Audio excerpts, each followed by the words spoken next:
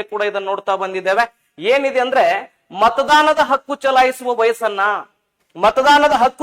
ವಯಸ್ಸನ್ನ 21 ವರ್ಷದಿಂದ 18 ವರ್ಷಕ್ಕೆ ಯಾವ ತಿದ್ದುಪಡಿಯಿಂದ ಇಳಿಸಲಾಯಿತು? ಮೊದಲು ಮತದಾನದ ಹಕ್ಕು 21 ವರ್ಷ ಇತ್ತು. ಈಗ ಪ್ರಸ್ತುತ ಎಷ್ಟಿದೆ ಅಂದ್ರೆ 18 ವರ್ಷ ಇದೆ. ಹಾಗಾದ್ರೆ 21ರಿಂದ 18ಕ್ಕೆ ಮತದಾನದ ವಯಸ್ಸನ್ನ ಇಳಿಕೆ ಮಾಡಿದಂತ ಸಂವಿಧಾನದ ತಿದ್ದುಪಡಿ ಯಾವ್ದಂತ ಕೇಳ್ತಾ ಇದ್ದಾನೆ. ಸಂವಿಧಾನದ 42ನೇ ತಿದ್ದುಪಡಿ ಅಂತ ಹೇಳಿದೆ, ಸಂವಿಧಾನದ 44ನೇ ತಿದ್ದುಪಡಿ ಅಂತ ಹೇಳಿದೆ, ಸಂವಿಧಾನದ 61ನೇ ತಿದ್ದುಪಡಿ ಅಂತ ಹೇಳಿದೆ, ಸಂವಿಧಾನದ 72ನೇ ತಿದ್ದುಪಡಿ ಅಂತ ಹೇಳಿದೆ.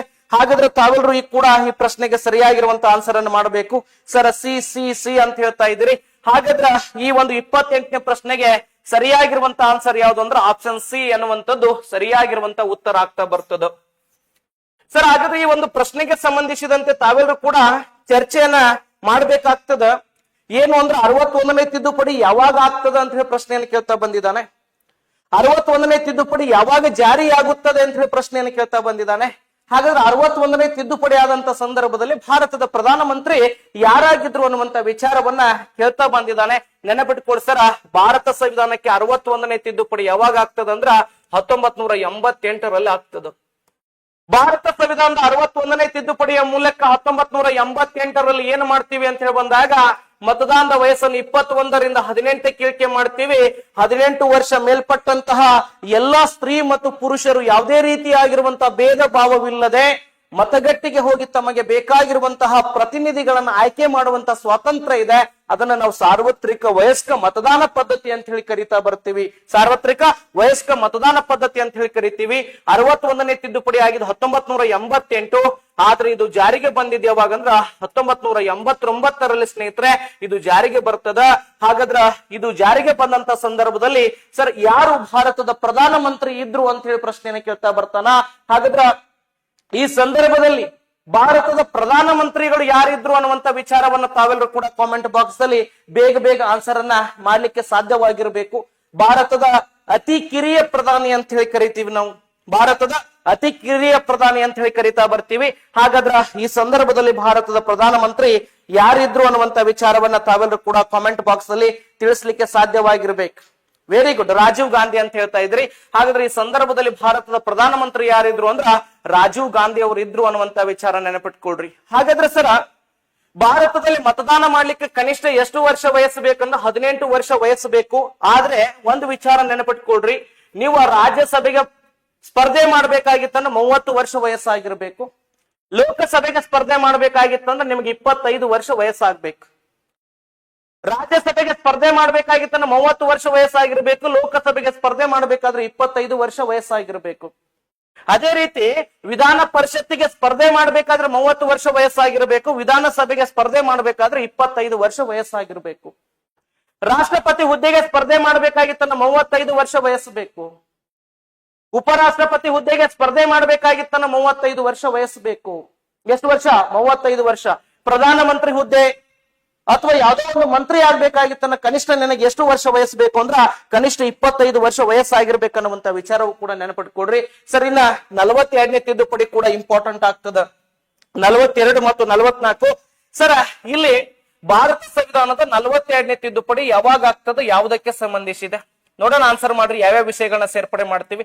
44 ಕೂಡ ಕೊಟ್ಟಿದ್ದಾನೆ, ಬಹಳಷ್ಟು ಇಂಪಾರ್ಟೆಂಟ್ ಆಗ್ತದೆ.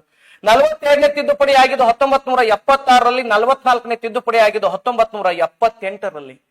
42ನೇ ತಿದ್ದುಪಡಿಯ ಮೂಲಕ ನೆನಪಿಟ್ಕೊಡ್ರಿ, ಭಾರತ ಸಂವಿಧಾನದ 4A ಭಾಗದಲ್ಲಿ ಸರ ಯಾವುದನ್ನ ಸೇರ್ಪಡೆ ಮಾಡ್ತೀವಿ ಅಂದ್ರೆ ಮೂಲಭೂತ ಕರ್ತವ್ಯಗಳನ್ನ ಸೇರ್ಪಡೆ ಮಾಡ್ತೀವಿ. 42ನೇ ತಿದ್ದುಪಡಿಯ ಮೂಲಕ 1976ರಲ್ಲಿ ಮೂಲಭೂತ ಕರ್ತವ್ಯಗಳನ್ನ ಸೇರ್ಪಡೆ ಮಾಡ್ತೀವಿ ಅನ್ನುವಂತ ವಿಚಾರ. ಅಷ್ಟೇ ಅಲ್ಲದೆ ಸರ್ ಇದೇ ತಿದ್ದುಪಡಿಯ ಮೂಲಕ ಲೋಕಸಭೆಯ ಅವಧಿಯನ್ನ 5 ವರ್ಷದಿಂದ ಎಷ್ಟು ವರ್ಷಕ್ಕೆ ಹೆಚ್ಚು ಮಾಡಲಾಗ್ತದ? 6 ವರ್ಷಕ್ಕೆ ಹೆಚ್ಚು ಮಾಡಲಾಗ್ತದ.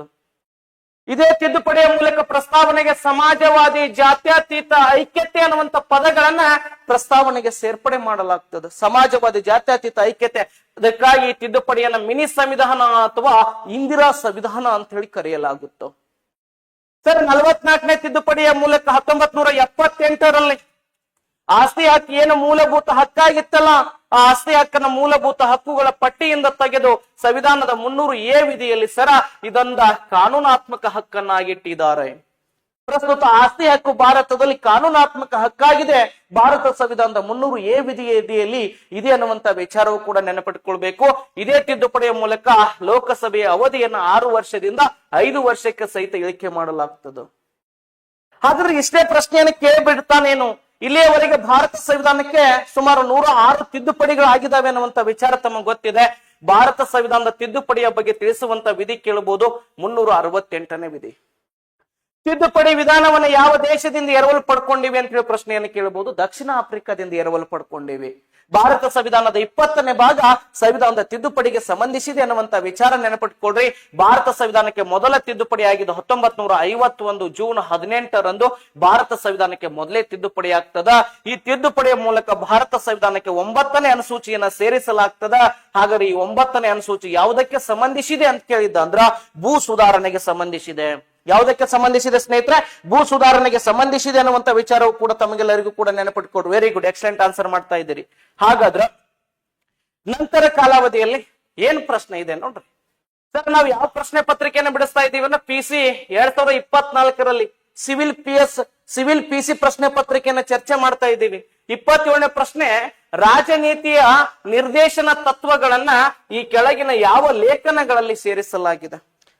ರಾಜನೀತಿ ನಿರ್ದೇಶಕ ತತ್ವಗಳನ್ನ ಈ ಕೆಳಗಿನ ಯಾವ ಲೇಖನಗಳಲ್ಲಿ ಸೇರಿಸಲಾಗಿದೆ? 15ರಿಂದ 24, 25ರಿಂದ 32, C 36ರಿಂದ 51, ಸರ್ D 57ರಿಂದ 60.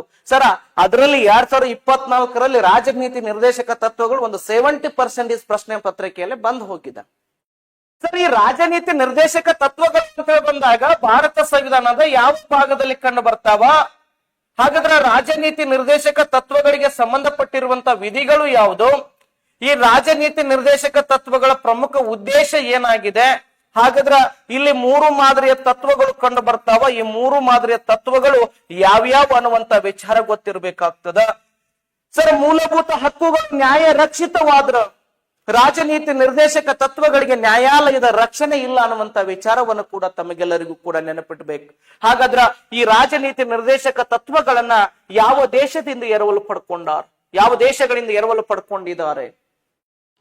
ಸರ್ ಹಾಗಾದ್ರೆ ರಾಜನೀತಿ ನಿರ್ದೇಶಕ ತತ್ವಗಳನ್ನ ಸಂವಿಧಾನದ ಕಾದಂಬರಿ ಮತ್ತು ವಿನೂತನ ಲಕ್ಷಣ ಎಂದು ಕರೆದವರು ಯಾರು ಅಂತ ಕೇಳಿದಾನೆ. ರಾಜನೀತಿ ನಿರ್ದೇಶಕ ತತ್ವಗಳನ್ನ ಸಂವಿಧಾನದ ಕಾದಂಬರಿ ಮತ್ತು ವಿನೂತನ ಲಕ್ಷಣ ಎಂದು ಕರೆದವರು ಯಾರು ಅಂತ ಕೇಳಿದಾನೆ. ರಾಜನೀತಿ ನಿರ್ದೇಶಕ ತತ್ವಗಳನ್ನ PSI ಎಕ್ಸಾಮ್ ದಲ್ಲಿ ಕೇಳಿರುವಂತ ಪ್ರಶ್ನೆ ಇದು. ಬ್ಯಾಂಕಿನ ಚೆಕ್ ಎಂದು ಕರೆದವರು ಯಾರು? ಬ್ಯಾಂಕಿನ ಚೆಕ್ ಎಂದು ಕರೆದವರು ಯಾರು? ಇದೇ ರಾಜನೀತಿ ನಿರ್ದೇಶಕ ತತ್ವಗಳನ್ನ ಸ್ನೇಹಿತರೆ ಭೂಮಿಯ ಮೇಲಿನ ಸ್ವರ್ಗ ಎಂದು ಕರೆದವರು. ರಾಜನೀತಿ ನಿರ್ದೇಶಕ ತತ್ವಗಳನ್ನ ಭೂಮಿಯ ಮೇಲಿನ ಸ್ವರ್ಗ ಎಂದು ಕರೆದವರು ಯಾರು ಅಂತ ಹೇಳಿ ಕೂಡ ಪ್ರಶ್ನೆಯನ್ನು ಕೇಳ್ತಾ ಬರ್ತಾನ. ಹಾಗಾದ್ರ ನೀವು ಆ ಒಂದು ಪ್ರಶ್ನೆಯ ಜೊತೆಗೆ ನಾವು ಏನೇನು ಪ್ರಶ್ನೆಗಳು ಹಾಕ್ತಾ ಹೋಗ್ತೀವಲ್ಲ ಸ್ನೇಹಿತರೆ, ಅವುಗಳನ್ನು ಉತ್ತರಿಸಬೇಕಾಗಿರುವಂತಹ ಜವಾಬ್ದಾರಿ ನಿಮ್ದಿದೆ ಅನ್ನುವಂಥದ್ದು. ಇಲ್ಲಿ ನೋಡ್ರಿ, ಭಾರತ ಸಂವಿಧಾನದ 4ನೇ ಭಾಗದಲ್ಲಿ ರಾಜನೀತಿ ನಿರ್ದೇಶಕ ತತ್ವಗಳದಾವ. ಭಾರತ ಸಂವಿಧಾನದ 36ರಿಂದ 51ನೇ ವಿಧಿಗಳು ಇವುಗಳನ್ನು ಒಳಗೊಂಡಿದಾವಂದ್ರೆ ಈ ಪ್ರಶ್ನೆಗೆ ಸರಿಯಾಗಿರುವಂತ ಆನ್ಸರ್ C ಆಗುತ್ತೆ. ಸರ್ ಇವುಗಳ ಉದ್ದೇಶ ಏನು ಅಂತ ಹೇಳಿ ಬಂದಾಗ ಭಾರತದಲ್ಲಿ ಕಲ್ಯಾಣ ರಾಜ್ಯವನ್ನ ಸ್ಥಾಪನೆ ಮಾಡೋದು, ರಾಮ ರಾಜ್ಯವನ್ನ ಸ್ಥಾಪನೆ ಮಾಡೋದು ಇದರ ಉದ್ದೇಶವಾಗಿದೆ. 3 ಮಾದರಿಯ ತತ್ವಗಳನ್ನು ಒಳಗೊಂಡಿದೆ.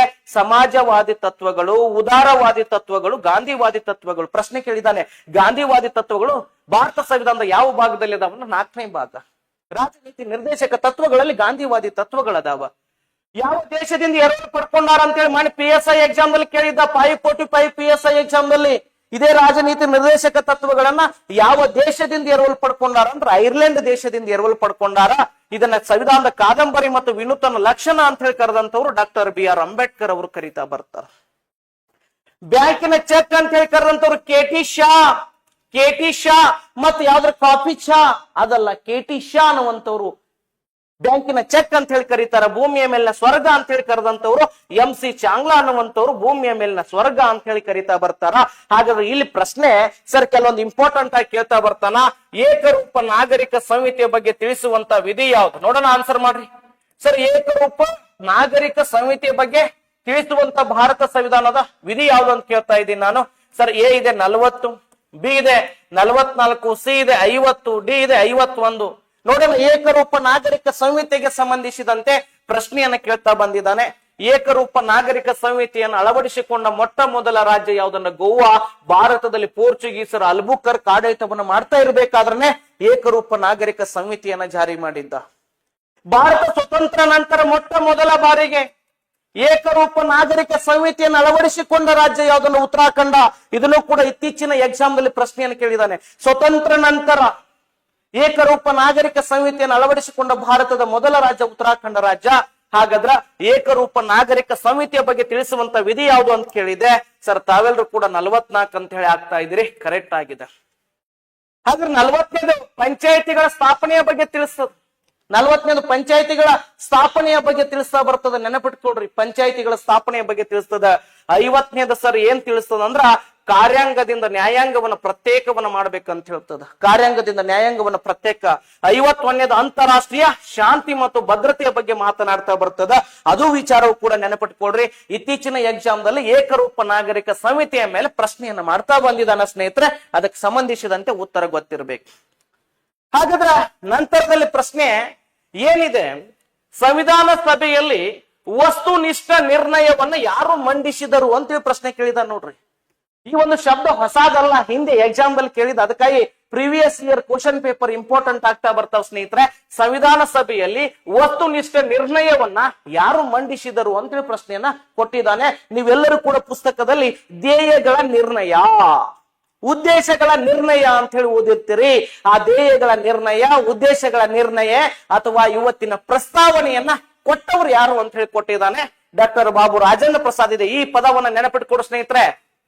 ವಸ್ತುನಿಷ್ಠ ನಿರ್ಣಯ ಅಂತ ಹೇಳಿ ಕೊಟ್ಟಿದ್ದಾನವ ಡಾಕ್ಟರ್ ಬಾಬು ರಾಜೇಂದ್ರ ಪ್ರಸಾದ್. ಅಂಬೇಡ್ಕರ್ ಅವರು, ಜವಾಹರ್ಲಾಲ್ ನೆಹರು, ಅಲ್ಲಾಡಿ ಕೃಷ್ಣಸ್ವಾಮಿ ಅಯ್ಯರ್ ಅಂತ ಹೇಳಿದೆ. ಹಾಗಾದ್ರೆ ನೋಡೋಣ ಯಾರು ಉತ್ತರವನ್ನ ಕೊಡ್ತಾ ಬರ್ತೀರಿ? ಸರ್ ಸಿ ಅಂತ ಹೇಳ್ತಾ ಇದ್ದೀರಿ, ನೆನಪಿಟ್ಕೊಡ್ರಿ. ಮುಂದೆ ಇದೇ ಪ್ರಶ್ನೆಯನ್ನು ಕೇಳಬಹುದು. ಜವಾಹರ್ಲಾಲ್ ನೆಹರು.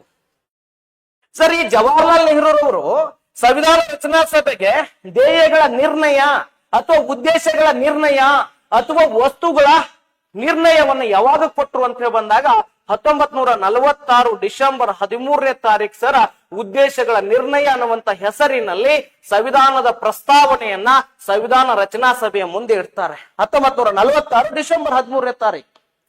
ಆದ್ರೆ ಇದಕ್ಕೆ ಸಂವಿಧಾನ ರಚನಾ ಸಭೆ ಅನುಮೋದನೆ ನೀಡಿದ್ದು ಯಾವಾಗ ಅಂತ ಹೇಳಿ ಬಂದಾಗ 1947 ಜನವರಿ 22ರಂದು ಉದ್ದೇಶಗಳ ನಿರ್ಣಯ ಅಥವಾ ಇವತ್ತಿನ ಪ್ರಸ್ತಾವನೆಗೆ ಸಂವಿಧಾನ ರಚನಾ ಸಭೆ ಅನುಮೋದನೆಯನ್ನ ನೀಡ್ತದ.